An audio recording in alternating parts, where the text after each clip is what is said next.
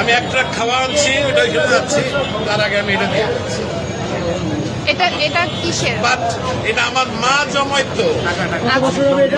জমনে মারা গেছে 4 বছর আগে, সে মারা গেছে।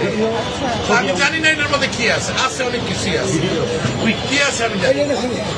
এটা আমি দিয়ে গেলাম।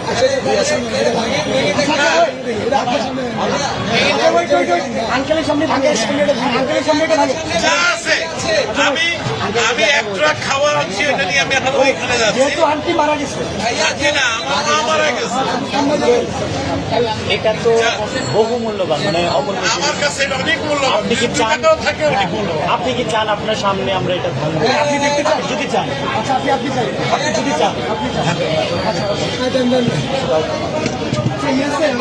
থাকো।